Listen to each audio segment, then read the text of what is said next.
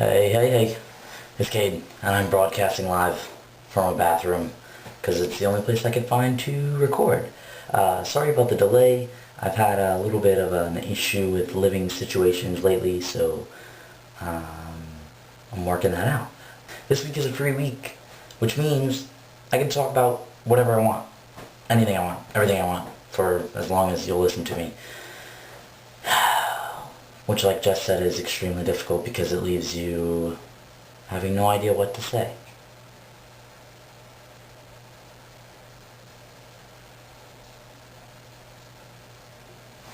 So, I thought I would take this opportunity to give you my top 5.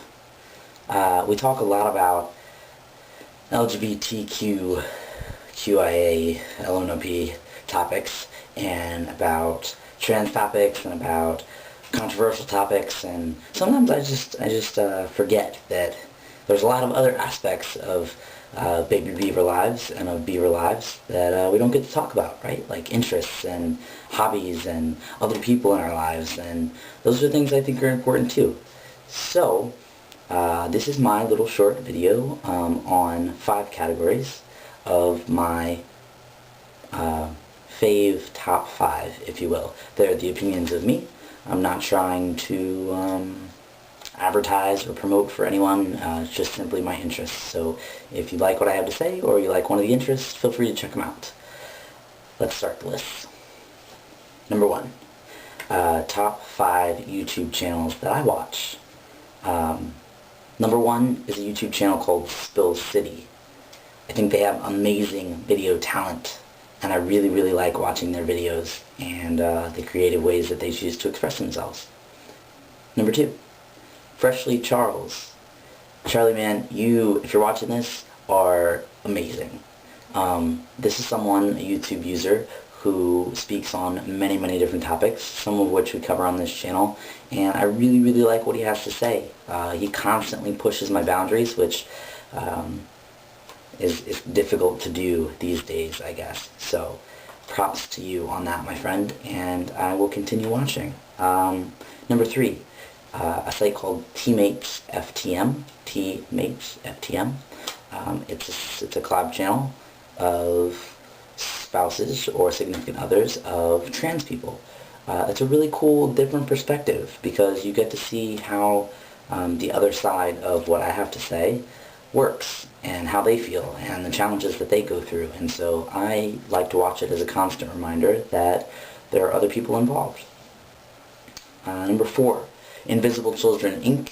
It's a non-profit.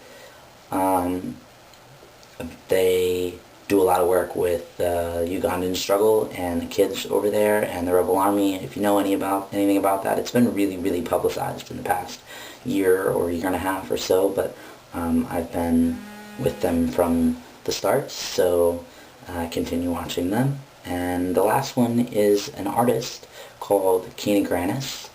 I'll put the links over there so that you guys can check them out if you want. But she is a really cool singer. She's gorgeous, and she has an amazing voice, and she's a really cool person. So I like watching her videos and seeing the new things that she has coming out and that she's doing. So those are my top 5 YouTube. I'm going to have to speed this up, or this video is going to be like 500 hours long. Top 5 musical picks on my iPod currently. 2 new CDs. There's a band called Videra. They used to be called Veda, but then they changed their name because of some legal issues. Videra, V-E-D-E-R-A. They just came out with a new CD. Awesome lyrics on the front singer. Amazing band and lyrics as well. So they're really like chill indie rock kind of band. Similar to Isley, I guess, if that's more familiar to you. And the new Jay-Z album rocks. I don't know if you guys listen to rap, but if you do, you should check that out. 2 bands that I listen to regularly. Copeland. I think you guys have heard me talk about them previously, but they are awesome. And Anchor and Braille, which is a similar band to Copeland. They've toured together. I'm kind of an emo, indie, nighttime music kind of kid, so they keep me chill. And then the very last number in the music is a song that I cannot get off repeat. It's the Coldplay acoustic version of Till Kingdom Come. So check that out if you like Coldplay. Category 3. A lot of lists here. I hope you're keeping up. Category 3 is websites that I look at. When I'm on the internet and I'm not looking at YouTube and I'm not checking Twitter and I'm not checking my Facebook, where do I go? Number 1, I go to CauseCast, which is a nonprofit site that sheds some light on other nonprofits. It's kind of set up like Facebook. You can get a profile and subscribe to nonprofits that you like and donate your money and your time and just see what other people are doing. So if you like to volunteer, there are really popular indie bands and actors and front-runner politicians and just people with a lot of power in the social eye, I guess, are on that site as well, which is really cool because it gives a sort of a community feel. Website number 2, Last.fm. I like to keep a running list of songs that I hear around and songs that I can't stop listening to or that I can't stand. I like to keep them all in lists. And it's easy to do when I'm all over the place because I can just log in to any computer wherever I am and don't have to worry about being on my iTunes. So I like keeping a running track on that. Third site is a site called Vimeo. It's a video uploading site. It's not as amateur as YouTube or as sporadic. It's specifically for people in the film industry and in the documentary sector. They do a lot of amateur commercials, and anyone can make a profile and upload a video, and you get a lot of technical opinions and like spec talk and stuff like that. So that's a cool site. For fun, I check out asofterworld.com. They are comic strips, ironic comic strips with pictures. There's a photographer and a writer, and they've come together to collaborate to make these funny comic strips. One comes out every Sunday, I think, and they're just they're really cool insight to how some people view life, or to laugh at ourselves, I guess, for just a little bit. And then the last is Stumble, which I'm pretty sure everyone knows, but I just wanted to make sure, in case you didn't.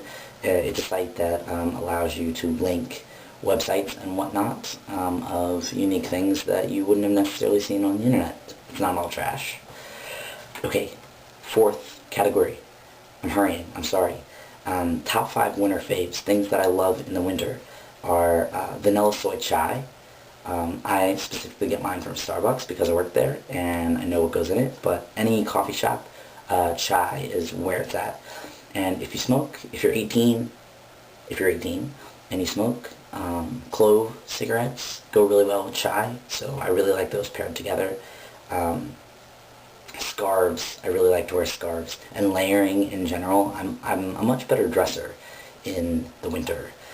Afternoon naps with all the windows open when it's slightly cold but the sun's still out, so it's like a mixture of warm and cold, but you still need a blanket and it's like peaceful and quiet. I love that.